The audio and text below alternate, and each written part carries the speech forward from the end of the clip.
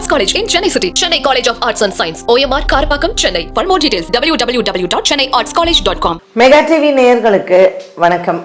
பெண்கள்.com நிகழ்ச்சியில் சுபகிரகம் பகுதியில் அனைவரையும் சந்திக்கிறதுல மிகவும் மகிழ்ச்சி. இன்றைக்கி நம்ம இப்போ வரக்கூடிய சந்திர கிரகணம் பற்றி தான் நம்ம பேச போகிறோம்.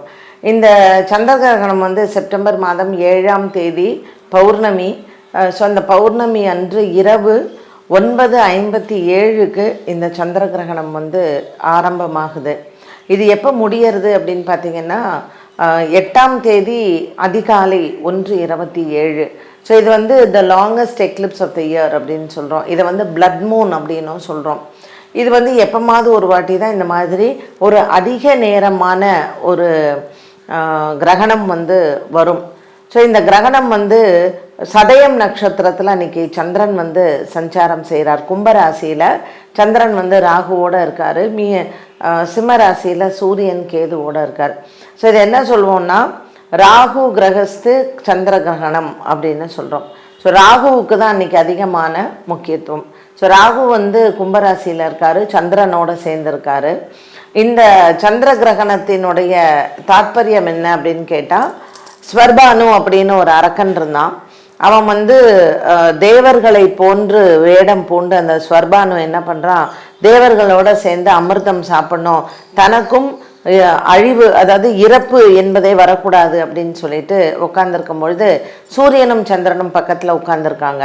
மோகினி அவதாரம் எடுத்து பெருமாள் அமிர்த கலசத்தை எடுத்துன்னு வரைச்சு அதில் ஒரு சொட்டு அவன் சாப்பிட்ருவான் அந்த ஸ்வர்பானு அரக்கன்.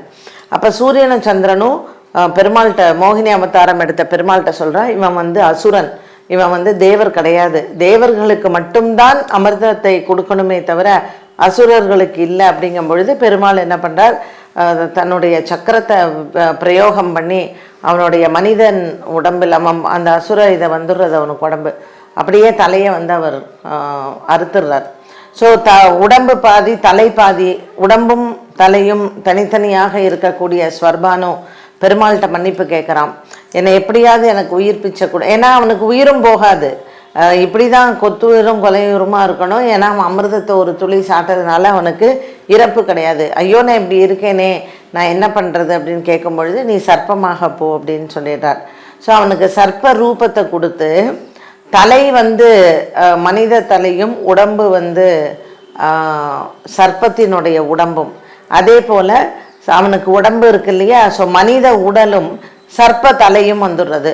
ராகு கேத்துவாக இந்த ஒரே அந்த ஸ்வர்பானு அப்படிங்கிற ஒருத்தன் தான் ராகுவாகவும் கேத்துவாகவும் வருகிறான். ஸோ அவன் என்ன சொல்கிறான்னா, இந்த சூரியனையும் சந்திரனும் அவனுக்கு பகை. ஸோ ராகு கேத்துவுக்கு சூரியனும் சந்திரனும் பகையாகி இந்த கிரகணம் காலம் அப்படிங்கும் பொழுது நான் உங்களை விழுங்குவேன் அப்படிங்கிறது புராண கதை. விஞ்ஞான ரீதியாக என்ன சொல்கிறோன்னா, இந்த சந்திர கிரகணம்ங்கிறது என்னென்னா, சந்திரன் மேலே இந்த பூமியினுடைய நிழல் படும். அது விஞ்ஞானபூர்வமாக நம்ம சொல்கிறோம். எர்த் ஷேடோ மூன் மேலே படுறதுனால அந்த சந்திரனினுடைய ஒளி நமக்கு கிடைக்காது அப்படின்னு சொல்லிட்டு இது விஞ்ஞானபூர்வமாக சொல்லக்கூடியது. கிரகண காலத்தில் நாம் என்னென்ன செய்யலாம், என்னென்ன செய்யக்கூடாது. ஸோ இந்த செப்டம்பர் 7ஆம் தேதி பௌர்ணமி அன்று கிரகணம் வருது அப்படின்னு சொன்னால், இது உடனே ராசிகளுக்கெல்லாம் ஏதாவது அப்படியெல்லாம் கிடையவே கிடையாது. எல்லாரும் கடைப்பிடிக்க வேண்டிய ஒன்று. அந்த நேரத்தில் உணவு சாப்பிடுவது நமக்கு விஷமாக மாறும். ஏன்னா அந்த கிரகணத்தினுடைய அந்த ரேஸ் இருக்கு இல்லையா, அந்த சூரியன் ஒளியோ அல்லது சந்திரனினுடைய ஒளியோ பூமியின் மேல் படும் பொழுது அதில் பாக்டீரியாலாம் சீக்கிரமே ஃபார்ம் ஆகிறதுக்கான, ஏன்னா அதனுடைய தாக்கம், அதனுடைய வீரியம் எப்படி இருக்குன்னா, சாதாரணமாக இருக்கிற அன்னைக்கு வீரியத்தை விட 10,000 மடங்கு அதுக்கு வீரியம் அதிகமாக இருக்கும். ஸோ அந்த பூச்சியும் புழுக்களும் அதை உருவாகிறதுக்கு அது நிறையா காரணங்கள் உண்டு. அது சீக்கிரமே ஆகிடும். ஸோ ஃபங்கஸும் பாக்டீரியாவும் நிறைய ஃபார்ம் ஆகிறதுக்கு சான்சஸ் இருக்கிறதுனால நமக்கு டைஜஷனில், நமக்கு உடம்பில் இருக்கக்கூடிய அந்த உணவுகள் எல்லாமே புழுக்களாகவும் பூச்சிகளாகவும் உடம்பில் மாறி வியாதியை உற்பத்தி பண்ணுவதற்கு வழிவகுக்கும்.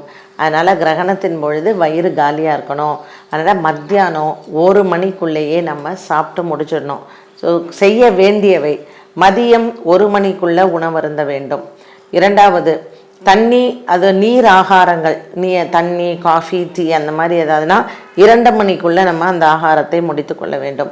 அன்றைய நாள் சமைத்த உணவை மத்தியானம் 12 மணிக்கு அது எல்லாத்தையுமே நம்ம அந்த எப்போ உணவு அருந்துகிறோமோ 1 மணிக்கு சாப்பிட்றோம் அப்படின்னா மீதி இருக்கிற உணவை உடனே அப்புறப்படுத்த வேண்டும். அந்த உணவை வைத்து சூடு பண்ணி அப்புறம் மறுநாள் சாப்பிட்றது அப்படிங்கிறது பண்ணக்கூடாது.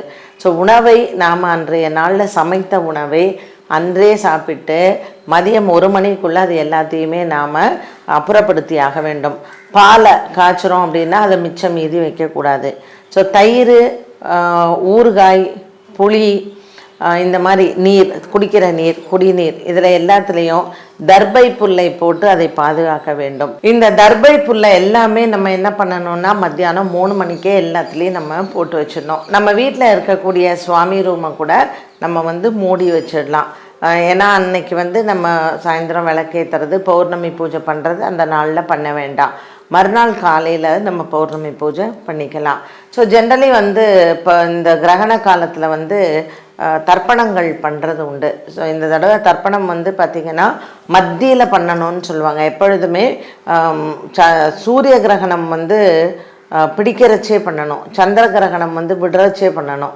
அதனால் அது இரவு அந்த 12 மணி வாக்கில் நம்ம 12 பண்ணுற அந்த வாக்கில் தர்ப்பணங்கள் அன்றைய தினத்தில் நம்ம பண்ணணும். அதுக்கப்புறம் மறுநாள் காலையில் என்ன பண்ணணும்னா 8ஆம் தேதி காலையில் நம்ம நீங்கள் சீக்கிரமே எழுந்திரிச்சு ஒரு 5-6 மணிக்கெல்லாம் காலையில் எழுந்திரிச்சு ஃபஸ்ட்டு நம்ம பல்லு தேய்ச்சி குளித்து சாமி ரூமை நல்லா மெழுகணும். நல்லா தண்ணி போட்டு சாமி ரூமில் தொடச்சிட்டு கிச்சனை உங்களால் முடிஞ்சால் கழுவி விடுங்க, வீட்டை கழுவி விடுங்க, சுத்தம் பண்ணணும். நம்ம கோவில் எல்லாமே பார்த்திங்கன்னா ஞாயிற்றுக்கிழமை மத்தியானம் 3 மணிக்கே திருப்பதி எல்லாமே மூடிடுறாங்க. திருமலா தேவஸ்தானமே 3 மணிக்கு மூடிடுறது. அதுக்கப்புறம் உங்களுக்கு மற்ற நாள் காத்தால 3 மணிக்கு தான் திறக்க போகிறா.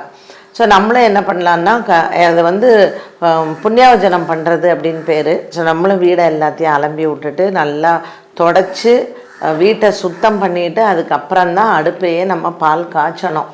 ஏன்னா அந்த கிரகணத்தினுடைய பீடைகள் அப்படின்னு சொல்லுவாங்க. ஸோ எல்லாத்தையும் நம்ம அலம்பி விட்டுட்டு சுவாமி விளக்கு ஏற்றி நம்ம சுவாமி நமஸ்காரம் பண்ணுறது அவ்வளோ நல்லது. சரி, இது கும்பராசியில் இருக்கக்கூடிய சதய நட்சத்திரத்தில் அன்றைக்கி பிடிக்கிறது. எந்தெந்த நட்சத்திரக்காரா பரிகாரம் பண்ணிக்கணும்? அப்போ செப்டம்பர் மாதம் 8ஆம் தேதி காலையில் கோவிலுக்கு போயிட்டு, ஒரு நல்ல சிவன் கோயிலுக்கு போயிட்டு அங்கே இருக்கக்கூடிய நவகிரகத்தை வழிபாடு செய்துட்டு நீங்கள் உங்களுக்கு அர்ச்சனை பண்ணிக்கோங்க. இதில் தானம் கொடுக்கலாம். தானம் என்ன கொடுக்கணும்னா நெல் இல்லைன்னா பச்சரிசி, தேங்காய், மட்டை தேங்காய், இதுதான் தானமாக கொடுப்பாங்க. நீங்கள் கோவிலில் யார் உங்களுக்கு அர்ச்சனை பண்ணுறாங்களோ அவள்கிட்ட அந்த தானத்தை கொடுக்கலாம். அவிட்டம், சதயம், பூரட்டாதி, திருவாதிரை, சுவாதி, இந்த 5 நட்சத்திரக்காரர்கள் பரிகாரம் பண்ணிக்கிறது நல்லது.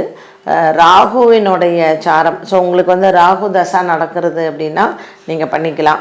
அதே மாதிரி சிம்ம ராசிக்காரா சூரியன் கேதுவோடு இருக்கு இல்லையா, மகம், பூரம், உத்திரம், சூரியன் சார்ந்த நட்சத்திரங்கள், உத்திரம், கிருத்திகை அண்டு உத்திராடம், இவாழமும் நீங்கள் தானத்தை கொடுக்கலாம். மறுநாள் காலையில் உங்கள் பேரில் நவகிரகத்துக்கு ஒரு அர்ச்சனையை பண்ணிவிட்டு, ஒன்றும் இல்லை, நெல் இல்லைன்னா அரிசி அண்ட் அதோடு சேர்ந்த ஒரு மட்டை தேங்காய், இதை தானமாக கொடுக்கலாம். ஸோ கிரகணத்தில் நம்ம செய்ய வேண்டியது, செய்யக்கூடாதது, இதை நம்ம பார்த்தோம். உணவு அருந்தக்கூடாது. அன்றைய காலத்தில் நம்ம இறை வழிபாடுகள் ரொம்ப நல்லது. ஸோ உங்களுக்கு யாராவது உபதேசம் பண்ணியிருப்பாங்க இல்லையா, ஒரு குருகிட்டேருந்து நீங்கள் உபதேசம் வாங்கின்னு இருப்பீங்க. ஓம் நமச்சிவாயா, இல்லை ஓம் சரவண பவா, ஓம் குருவே நமக, இப்படி ஏதோ ஒன்று ஒரு மந்திரத்தை நீங்கள் அந்த நைட்டு 9:30 பிடிக்கிறது. ஸோ நீங்கள் 11 to 12 நம்ம மந்திர ஜபம் பண்ணால் கூட ரொம்ப நல்லது தான். பல மடங்கு நமக்கு அது ஒரு புண்ணியத்தையும் மந்திரத்திற்கான ஒரு பலத்தையும் பல மடங்கு அது கொடுக்கும். ஸோ நீங்கள் குருவிட்டிருந்து என்ன தீட்சை எடுத்துட்டீங்களோ அந்த மந்திர ஜபத்தை தாராளமாக இந்த கிரகண புண்ணிய காலத்தில் நாம் சொல்லலாம். என்ன நேயர்களே, இன்றைய சுபகிரகம் நிகழ்ச்சியில் நாம் செப்டம்பர் மாதம் 7ஆம் தேதி வரக்கூடிய இந்த கிரகணத்தை பற்றின விவரங்களை தெரிந்து கொண்டோம். மீண்டும் சந்திக்கும் வரை நன்றி, வணக்கம். Best Arts College in Chennai City, Chennai College of Arts and Science, OMR, Karpakkam, Chennai. For more details, www.chennaiartscollege.com.